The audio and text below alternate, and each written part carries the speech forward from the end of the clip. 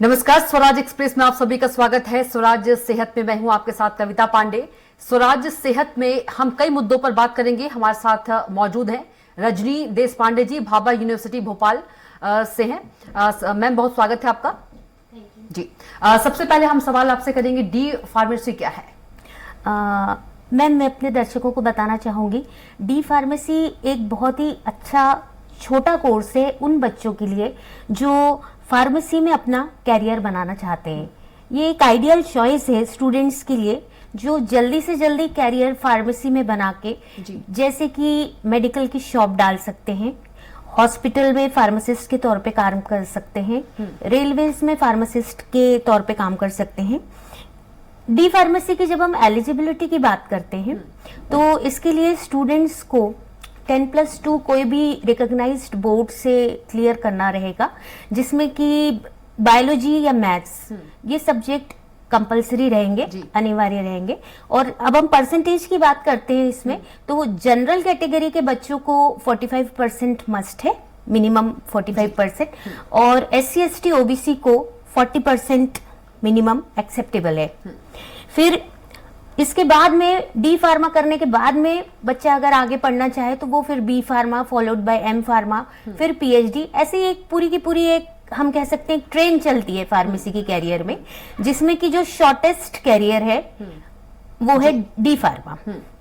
और average salary D pharma करने के बाद में जो स्टूडेंट पाता है वो 3 lakhs per annum.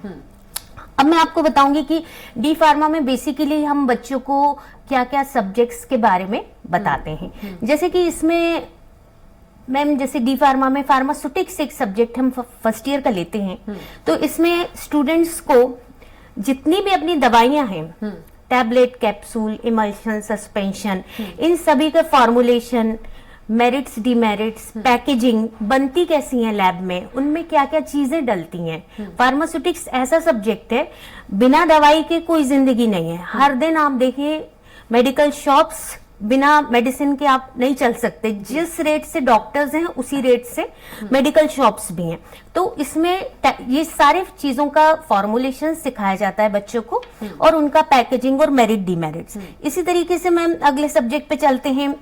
For example biochemistry है, तो इसमें हम क्वालिटेटिव एनालिसिस करवाते हैं बच्चों को, फार्माकोग्नोसी, जिससे कि आज का टॉपिक हम डील कर रहे हैं। तो फार्माकोग्नोसी एक ऐसा सब्जेक्ट है जिसमें हम सारे मेडिसिनल प्लांट्स की स्टडी स्टूडेंट्स को कराते हैं। और हर प्लांट में हमें दिखता है कि जैसे किसी भी पौधे को लीजिए तो उसमें जो उस पौधे का आकार है, फैमिली है, मॉर्फोलॉजिकल कैरेक्टर्स है, दिखता कैसा है, सुगंध कैसी है, ये सारी चीजें, यूजेस क्या हैं, ये हम स्टूडेंट्स को समझाते हैं। तो ये सब मैम सब्जेक्ट्स हैं। और काफी सारे केमिकल सॉल्ट्स, उनके एप्लीकेशन फार्मास्यूटिकल इंडस्ट्री में ये भी सिखाया जाता है फार्मास्यूटिकल केमिस्ट्री के तहत। अब मैं एम्प्लॉयमेंट की बात करती हूँ। डी फार्मा करने के बाद स्टूडेंट्स को हॉस्पिटल में pharmacist, railway pharmacist, lab assistant बन सकते हैं कॉलेजेस में, और प्रोडक्शन केमिस्ट प्लस QA में जॉब मिल सकता है। कम्युनिटी फार्मासिस्ट अपना मेडिकल शॉप खोल सकते हैं। रजिस्टर्ड फार्मासिस्ट बन के मेडिकल शॉप खोलने के लिए ये सबसे उपयुक्त कोर्स है डी फार्मा। और प्राइवेट और अपने नर्सिंग होम्स, इनमें भी मेडिकल शॉप खोल सकते हैं। जी, यदि बात करें इस कोर्स की अवधि की, तो इस कोर्स की अवधि क्या है? मैम, ये 2 years का कोर्स है।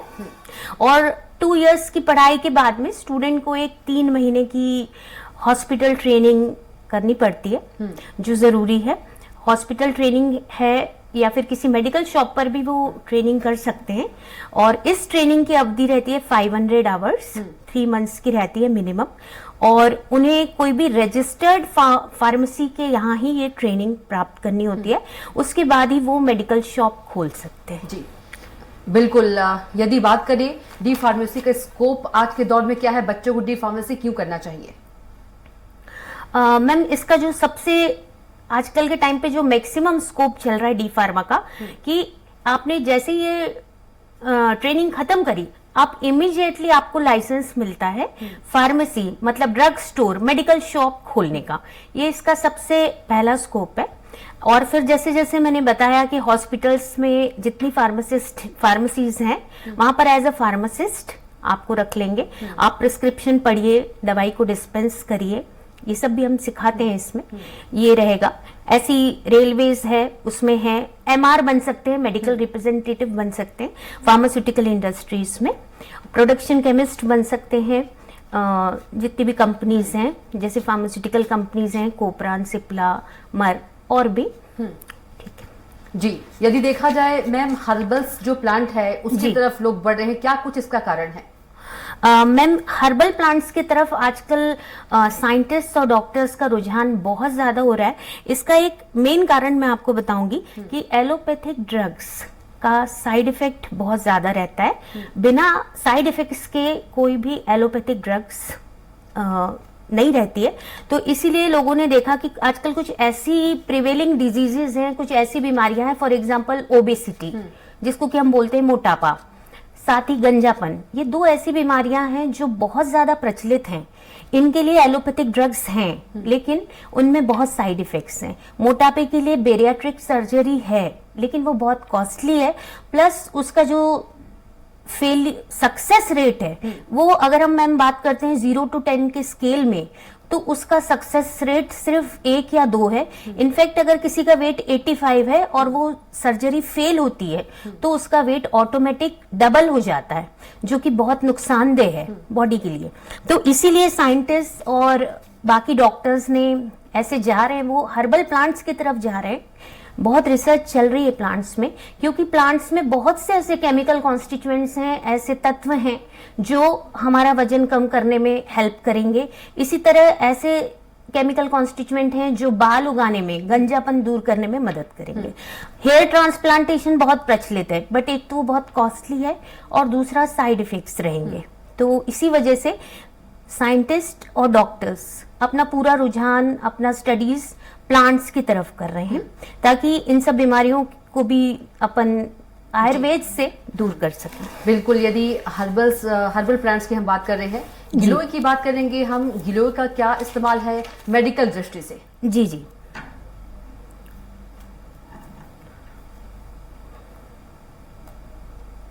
मैम गिलोय एक प्रकार की बेल है जिसका बोटेनिकल नेम है टाइनोस्पोरा कॉर्डिफोला और ये फैमिली मेमिस्पर्मी को बिलोंग करती है।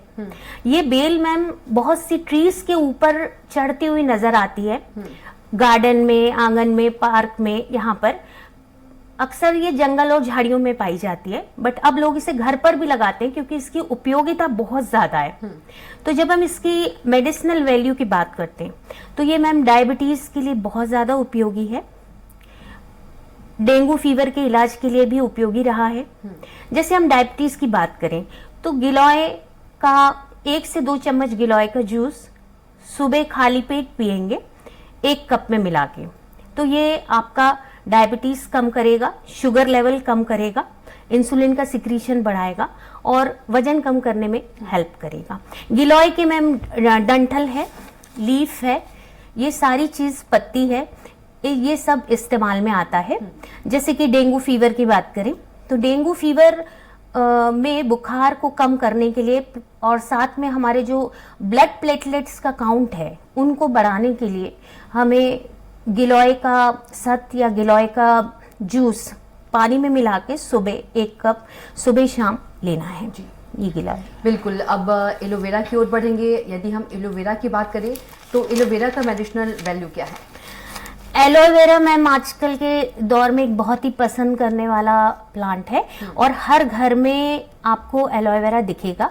इसका मैं बेसिक बताती हूँ कि क्यों इतना लोग पसंद कर रहे हैं, क्योंकि ये ब्यूटी को बहुत एनहांस करता है, काले लंबे घने बाल कर देगा। स्किन में अगर कहीं भी कुछ कटा है, कुछ छिला है या एक्ने हैं, दाग धब्बे हैं, इन सबको दूर करने के लिए आप एलोवेरा का जूस लें, उसमें 1 विटामिन ई का कैप्सूल डालें, थोड़ा सा रोज वाटर मिला के अगर रोज रात को लगाया जाए तो आपके स्किन पिगमेंटेशन, स्किन में जो झाइयाँ हैं, एजिंग है, ये सारी चीजें दूर होंगी। इसी तरीके से मैम सुबह एलोवेरा का जूस पिएंगे खाली पेट तो ओबेसिटी, वजन कम होगा।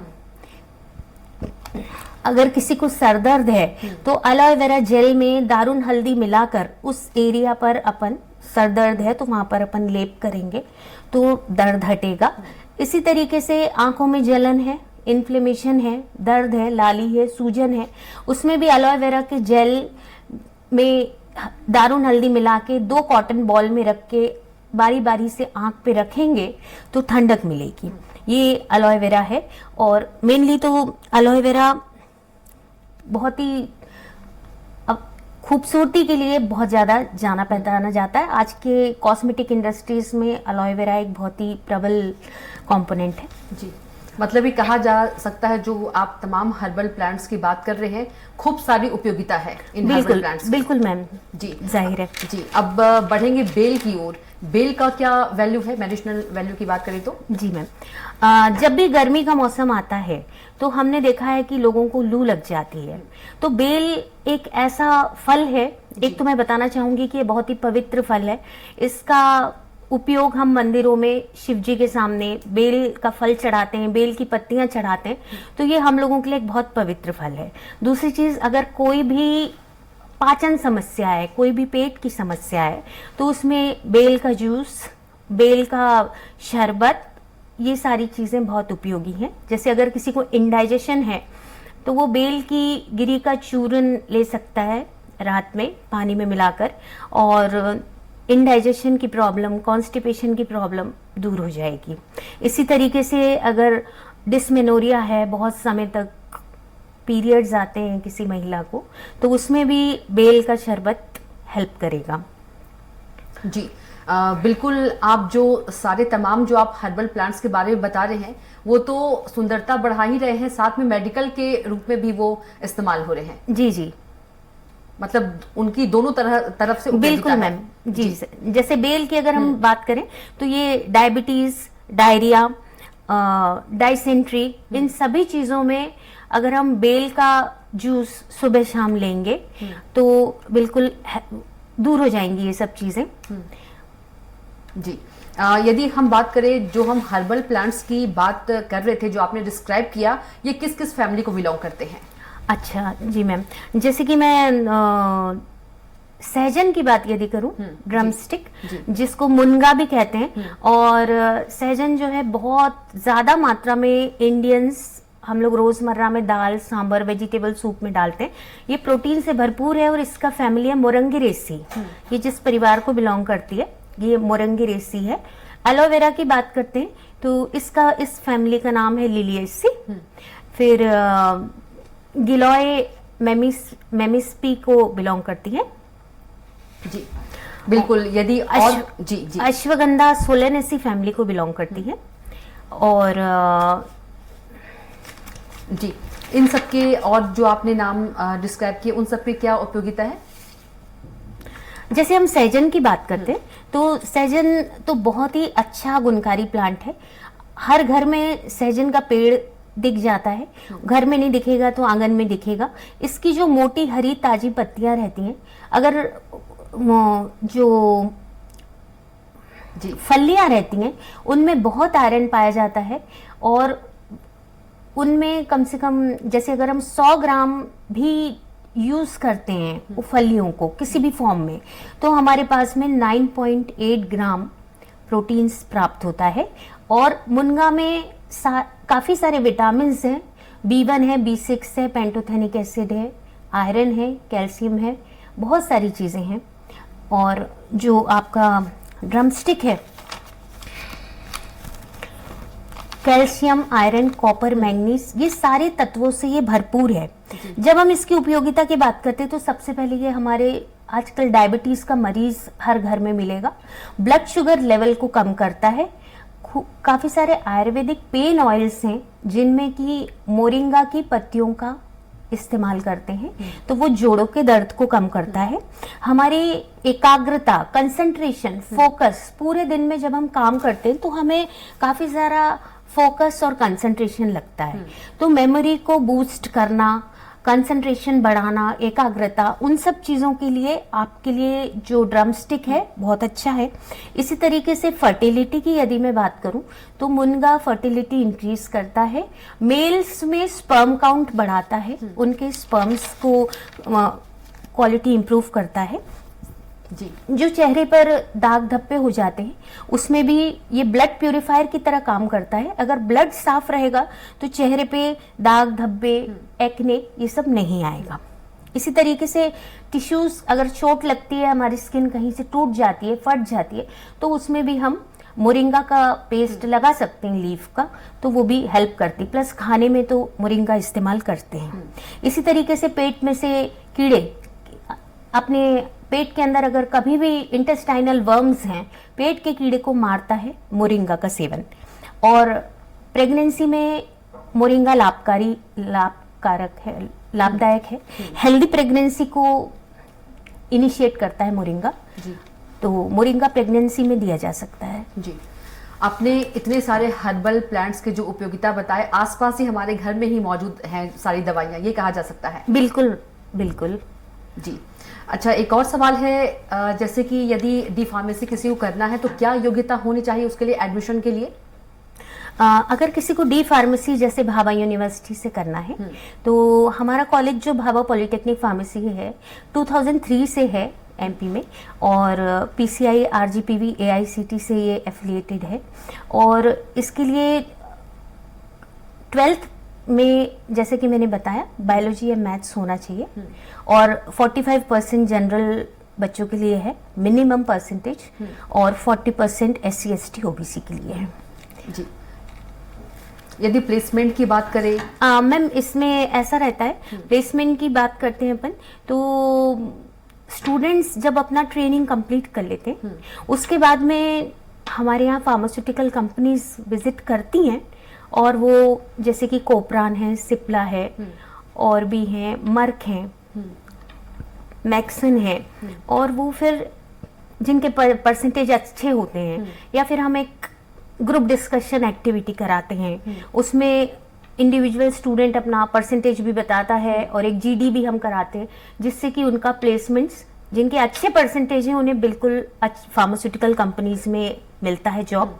और बाकी जैसे मैंने बताया कि ऑक्यूपेंसीज बहुत हैं, हॉस्पिटल है, रेलवे है, कॉलेजेस हैं और फार्मास्यूटिकल इंडस्ट्रीज हैं, उनमें तो रोजगार आराम से प्राप्त कर सकते हैं ये लोग। तो भाभा पॉलिटेक्निक फार्मेसी एक बहुत ही अच्छा ऑप्शन है जहां बच्चे अपना कैरियर डी फार्मेसी में बना सकते हैं। डी फार्मेसी करने के लिए कौन से सब्जेक्ट होने चाहिए? Ma'am D pharmacy 11th 12th की बात करें जी, 12th वही आफ्टर 10th उनको बायोलॉजी लेना है, बायोलॉजी ऑब्लिक मैथ्स, ये दोनों में से कोई एक लेना है। इनके अतिरिक्त अगर वो कॉमर्स लेते हैं या आर्ट्स लेते हैं तो वो बिल्कुल एप्लीकेबल नहीं है। ये दो ही सब्जेक्ट में आप फार्मेसी में, डिप्लोमा फार्मेसी में कैरियर बना सकते हैं। यदि कोई अतिरिक्त कोर्स है और वो डी फार्मेसी करना चाह रहा है तो उसे 2 साल फिर बायोलॉजी या फिर मैथ्स लेना ही पड़ेगा, उसके बाद ही एडमिशन है? नहीं नहीं मैम, ऐसा नहीं है। अगर आपका 12th में बायोलॉजी या मैथ्स है तो ही आप डी फार्मा कर सकते हैं, अदरवाइज कोई भी ऑप्शन नहीं है। 11th में कोई अतिरिक्त कोर्स है और 12th में यदि बायोलॉजी मैथ्स है, ऐसा कुछ?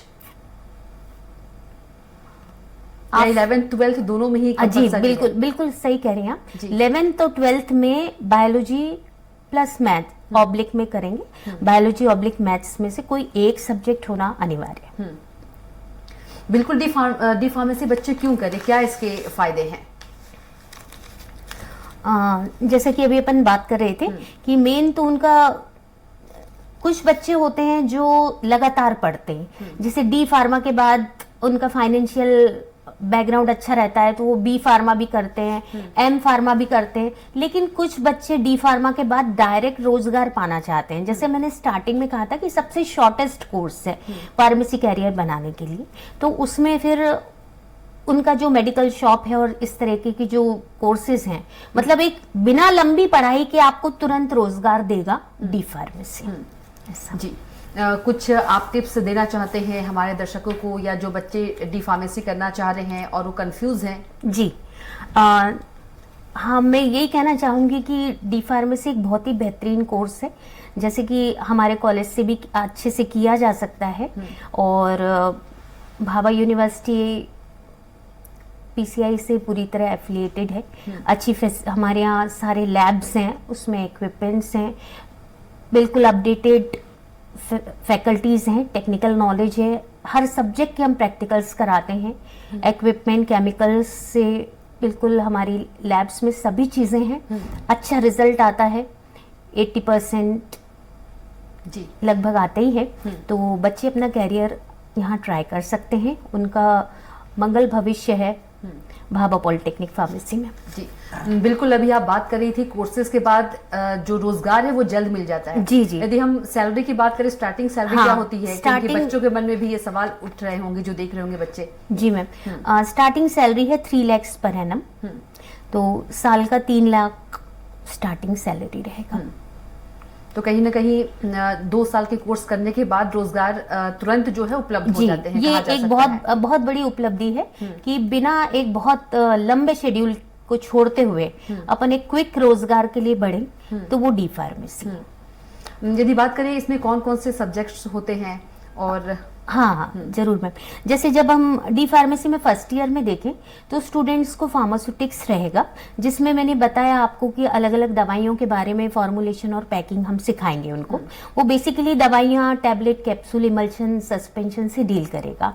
फिर फार्मास्यूटिकल केमिस्ट्री रहेगा, इसमें हम हर दवाई के अंदर का, जैसे कि उसका फॉर्मूला रहेगा, स्ट्रक्चर रहेगा, हर दवाई की कैटेगरी और उनके स्ट्रक्चर, फॉर्मूला, ड्रग, ये होता है फार्मास्यूटिकल केमिस्ट्री। टाइट्रेशंस रहेंगे ये, प्लस उनका यूजेस रहेगा। और नेक्स्ट सब्जेक्ट है फार्माकोग्नोसी। फार्माकोग्नोसी में मैंने आपको भी बताया, अपन ने बहुत सारे हर्बल प्लांट्स के बारे में स्टडी किया। तो ये सारे मेडिसिनल हर्बल प्लांट्स, ये सब हम सिलेबस के हिसाब से स्टूडेंट्स को अलग अलग कैटेगरी वाइज कोग्नोसी में बताते हैं।